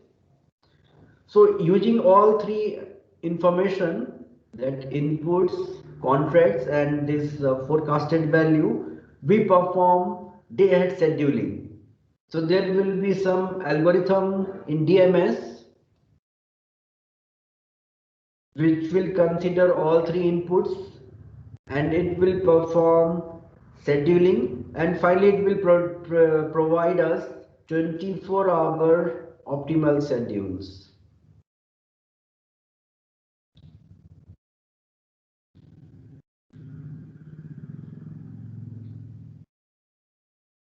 So this is day ahead scheduling. Once it comes to real time, so in real time basically we schedule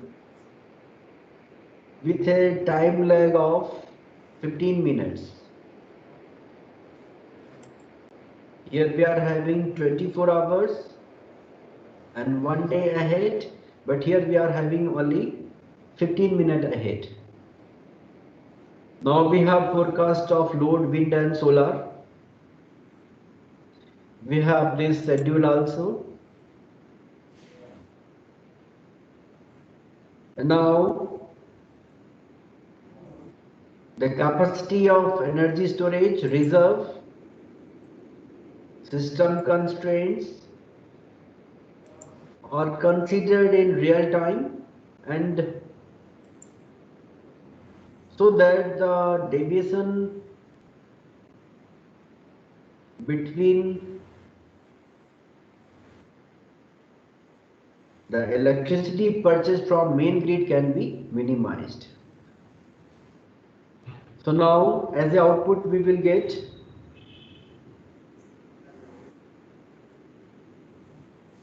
how much energy we have to purchase in real time and what will be the new schedule of energy storage systems.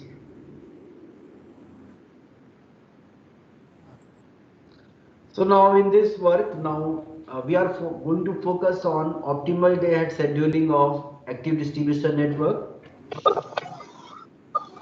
So we have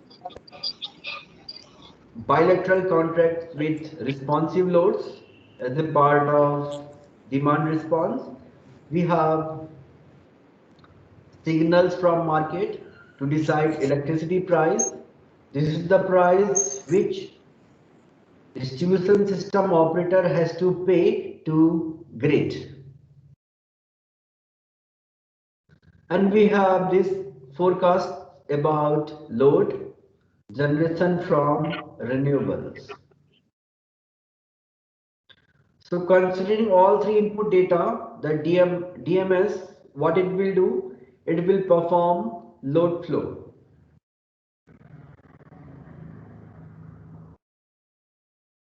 It will compute the power flow in the network that is further optimized in optimal load flow.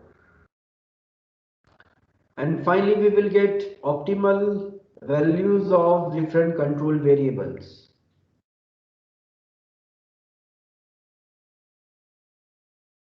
Once we have computed this, now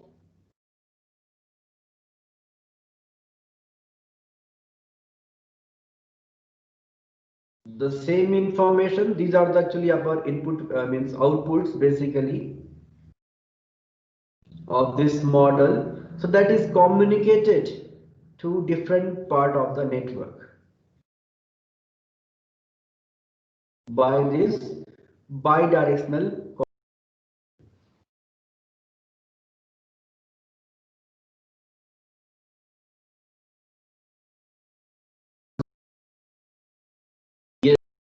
Know about its schedule, responsive load will know about their schedules, capacitor banks will know about their schedule, when to switch on, when to switch off, like this.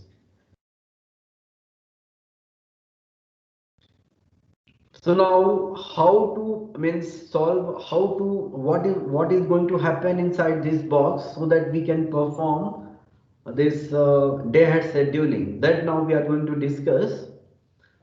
So now we can choose any objective function. Just a minute. I told you.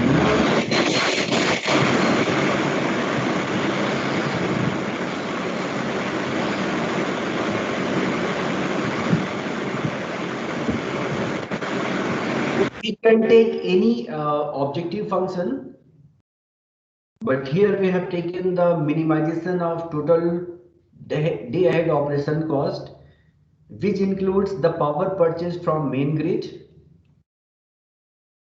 and the cost of active management, which further includes cost of responsive load for increase or decrease in their demand, the cost of capacitor bank switching, and the cost associated with energy storage system. So this is the formulation, mathematical formulation. So this is equation 1 is representing the total cost in sum of the power purchased through substation plus cost of active management, and cost of active management is because of energy storage, capacitor banks, and responsive loads. And these are the formulation of individual cost terms. And these are the nomenclature used here. And now here we are having some constraints. So here we are having constraints about storage. And the main function would be to charge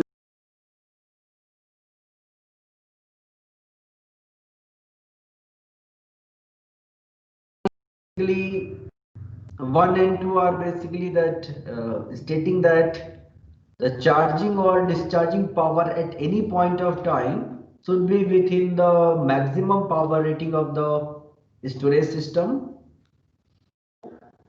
Equation number 3 is relating the present energy content of battery with previous energy content. And constraint number 4 is telling about that energy stored in the battery or energy storage system should be within its minimum and maximum capacity. And this finally constraint number 5 is indicating that now out of charging or discharging, any one will happen at a given point of the time. Both cannot happen simultaneously. Then responsive load. So in case of responsive load, some percentage of their consumption can be shifted from peak time to off-peak time. And accordingly, they will be offered incentives based on the magnitude of participation. So constraint number 1 is telling that they can either increase or decrease their demand. They cannot do both the things simultaneously.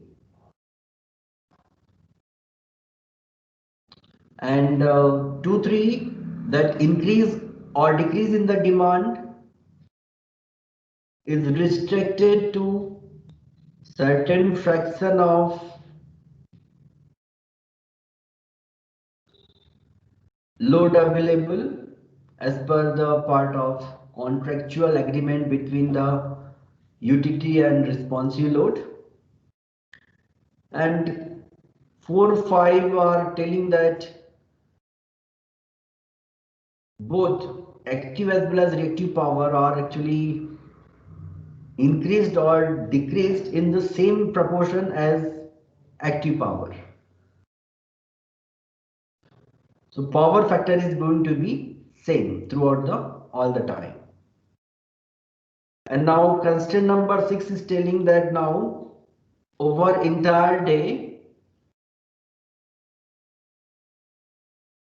whatever power we have increased, that is equal to whatever the power we have decreased. It means at the end of the day, he will get the same amount of energy as initially. Just their time change.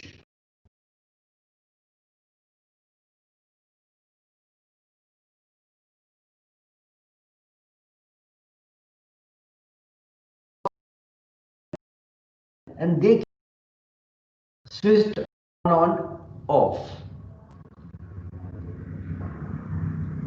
So constraint number 1 is telling about the state of the switching status of capacitor bank.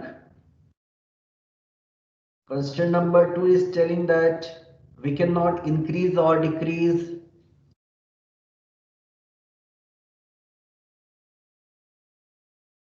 switching status of capacitor bank at the same time. Either of these two is possible at a given point of the time. And the total number of switching increasing or decreasing operations is restricted to a maximum number of switching operations. And constraint number 4 and 5 are telling that a particular time interval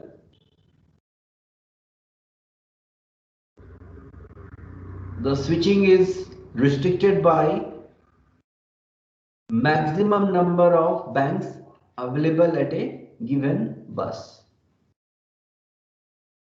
We have power flow model also, that is the injected power at a bus is basically the difference between generated power and demanded power. So this is the injected active power, injected reactive power. So this is the power from substation, power from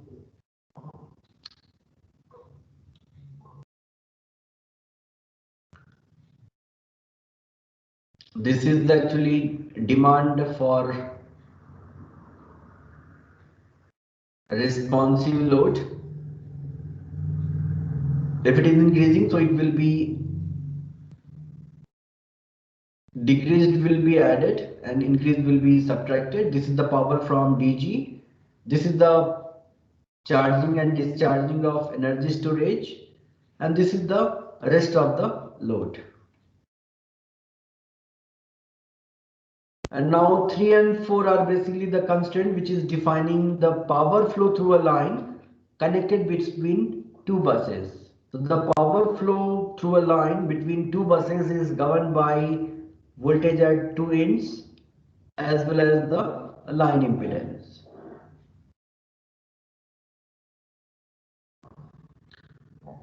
Now we have certain security constraints, like this one number equation is telling that the voltage at any bus should be within its minimum and maximum permissible limit at all point of the time. The flow of reactive power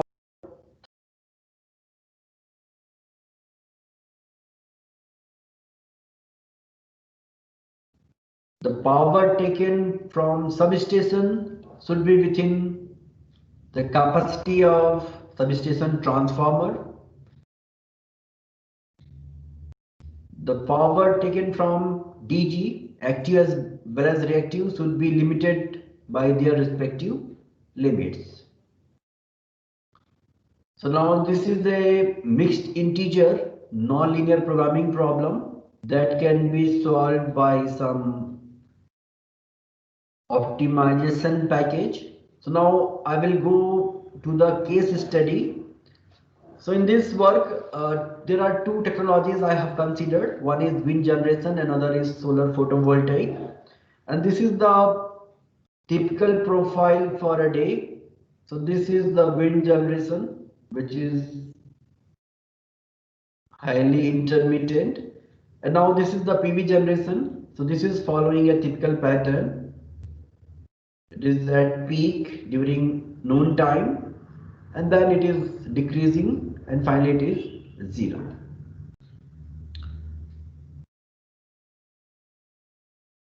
And now in this work, three types of consumers have been considered: industrial, commercial, and residential. And these are the typical load pattern of different consumers. So the residential have two peaks. One is during morning time, second during evening time. And commercial have this peak time. And for industrial, it is almost flat. We can see that. It is almost flat, we can say, when we have different shifts in the operation of industries. So this is a test system. IEEE 33 bus system has been taken. So here we have a number of responsive loads. We have PV1, PV2 and PV3. We have wind generation connected here. We have energy storage systems 1, 2. We have capture banks.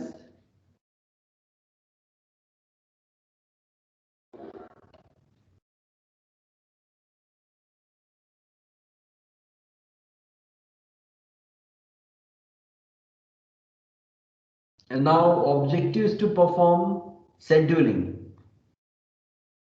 So now these are the data of active elements. There are three photovoltaic units, one wind turbine, two capture banks, two energy storage units, some transformer.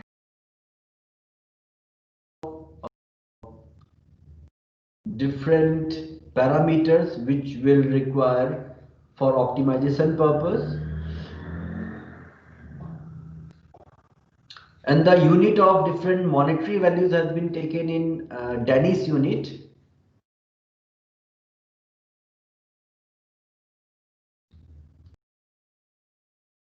That is D KK. And these are the distribution of different consumers, residential, commercial and industrial. These are the bus numbers. And these are the percentage of forecasted load available for shifting. And this is the cost associated with shifting of the load. So here I have considered 4 cases. Like in case 1, I consider only PV and wind. And here I have not used any specific strategy. Whatever power is available from wind and solar, that I am injecting in the system without following any strategy. In case number 2, I have considered capture bank, energy storage and generation from renewable. We have not considered this responsive load. In case number 3, capture bank, responsive load and renewable generation. And in case number 4, I have considered all 4 components. And this is actually the data, that is the total load on the network, active as well as reactive. So here we can see now, this is the time for peak load. And now we have price also, electricity price. So that is, at this time we have very high price for electricity. And this is the time for low electricity price. Here we have PV generation as well as generation from wind turbine.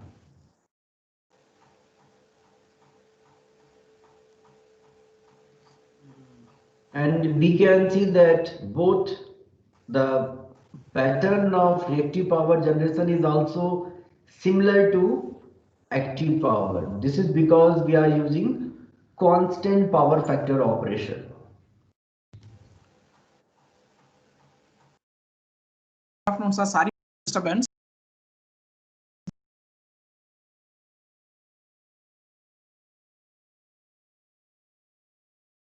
Okay, sir. Okay. Okay, thank you, sir. It's continuous. Thank you. Yes, yes. So these are the results which I obtained. So this is the active power from substation, reactive power from the substation. So in case number 1, because we have not followed any strategy, so it was high because load demand is high. So we are taking more power from substation. But in case number 4, you can see that there is reduction in the active power purchased from grid. Same we can see here in case of reactive power 2, there is reduction in the both active as well as reactive power purchased from grid in case number 4.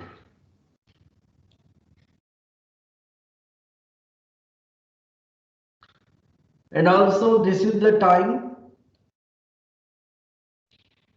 when we have high price, so it is now, and this is the time for low price.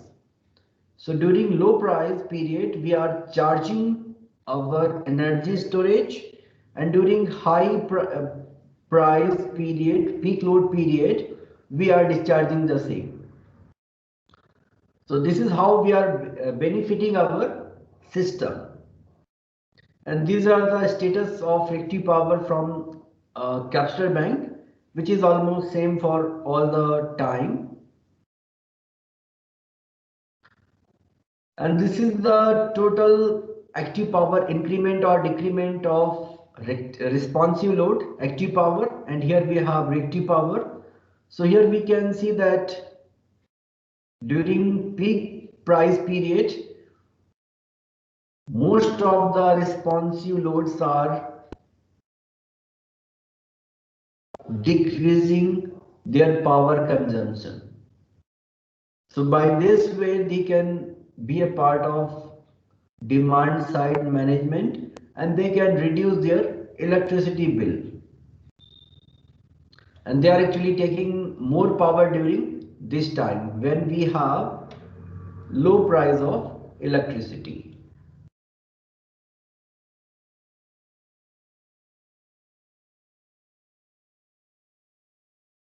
This is the time of low electricity price.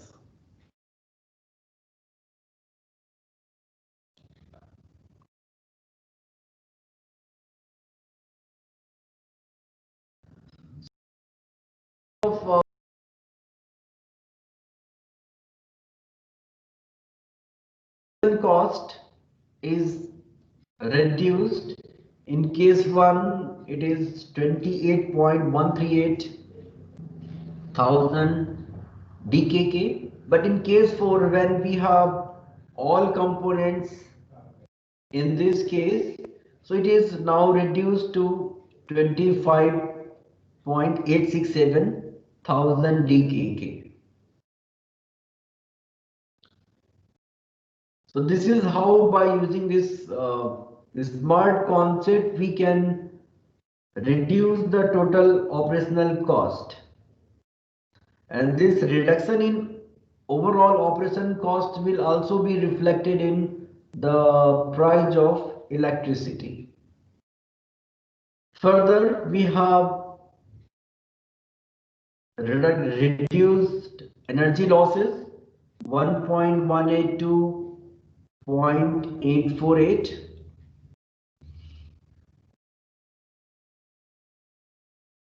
And now we have better utilization of substation transformer, 1.296 megawatt power, which is now same as before, but now there is reduction in the peak load on substation transformer. Earlier it was 3.31 and now it is 2.27.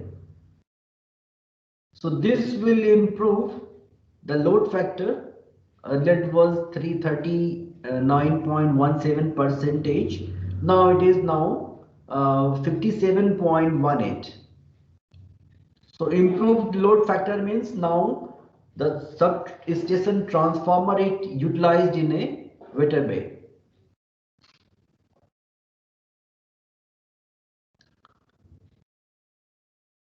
Now these are the some references which I have used to make this presentation and to take the necessary data.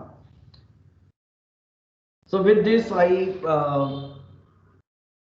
thank all of you. Thank you.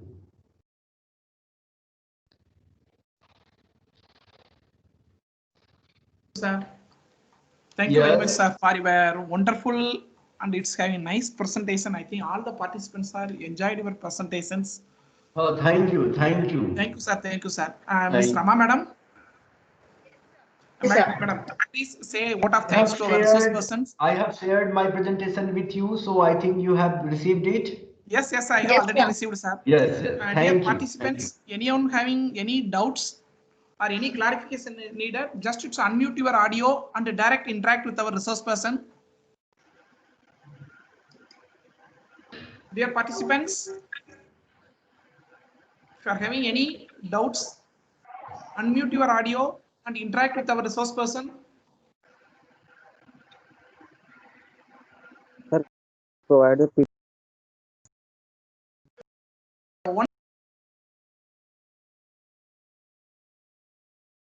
received the after completion of this session, we'll send in the group. Okay, madam. Rama, madam. Yes, sir. Okay, madam. Yes, Continue, madam. Okay. Madam, Rama, madam, wait, madam. Yes, sir. Yes. Okay. Thank you, sir. Thank you, sir. Thank you. Yes, sir. I have one doubt, madam. I will. Yes, sir. Yeah, good afternoon, sir. Actually, in order to estimate the load demand for a charging station, what are the parameters we are going to consider, sir? A load estimation. Yes. Okay, so now actually we need some previous data, and now we need the input about weather conditions like temperature, humidity, wind speed.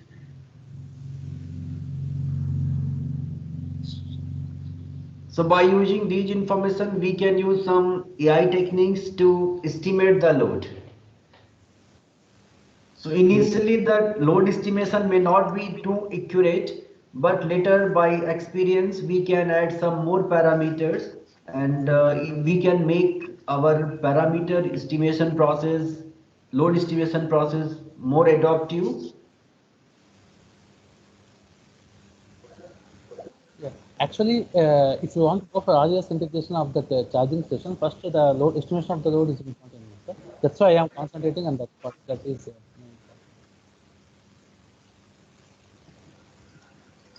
Hello, sir. Yes. Actually, if you want to go for the RES, renewable integration for the charging station, the depending upon the load, we are going to install the capacity of the plant. No, I means you are talking about load estimation for which area? Electrical charging station, EV, sir. EV charging station.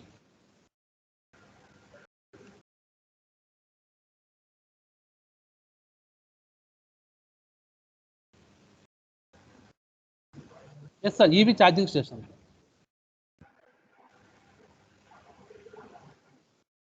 Okay. So actually, I think there are some research papers available for actually estimation, because it is a new concept. And now we do not have any previous data for estimating the uh, number of electric vehicles which will come for charging. It's SOC. So we have to actually go for some survey based mechanism to estimate the electric vehicles.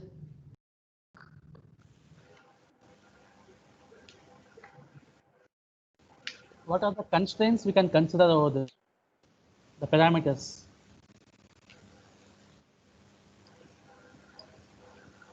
Like we can, I mean, so first you can start with different persons employed in transportation sector.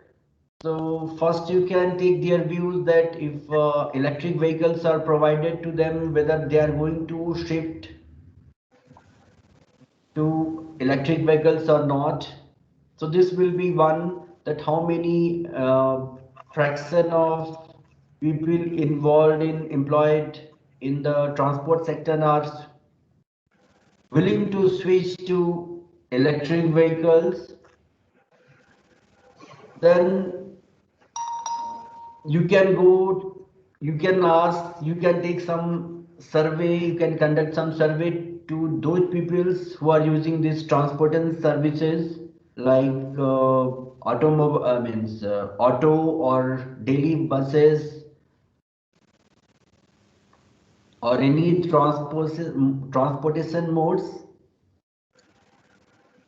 whether they are going to use this technology. So by this way, because I means you can get some more idea about some research papers working on especially this load estimation part for electric vehicles. Yeah. Thank you, sir. Thank you. Thank you. Thank you, sir. Participants, any more questions you can just ask directly.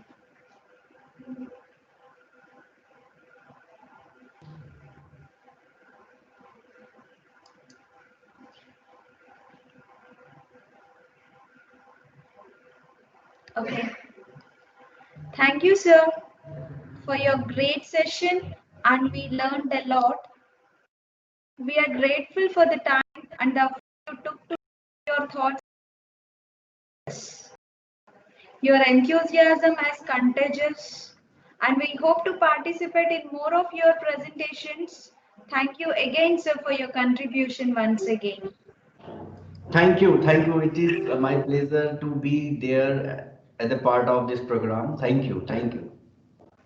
And thanks to this digital technology, because being at different places, we are able to interact with each other.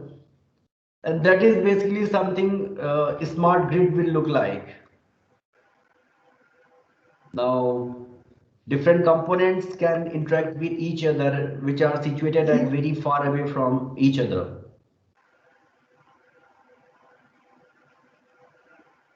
Thank you.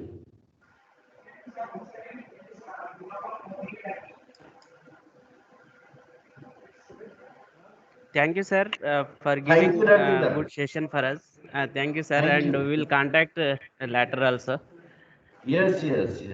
So I'm thankful means because several times you have contacted me previously, but because of some reason it could not be possible. But now finally the day has come. Okay, so I'm very happy to be here. Thank you all. May I leave now? Thank you, sir. Thank you, sir. Yes, sir. Thank Once you. again, Thank you. thank you, sir. Thank you. Viraj, sir. Thank you, sir. Namaskar. Dear participants, the feedback link it's posted in this chat box as well as the WhatsApp group also. Try to complete the feedback within 1 hour. Up to 1:15 it will be active. After then, will automatically disable them. Try to complete before 1:15 p.m. Thank you, participants, for your support. And it's next session will start on 1:30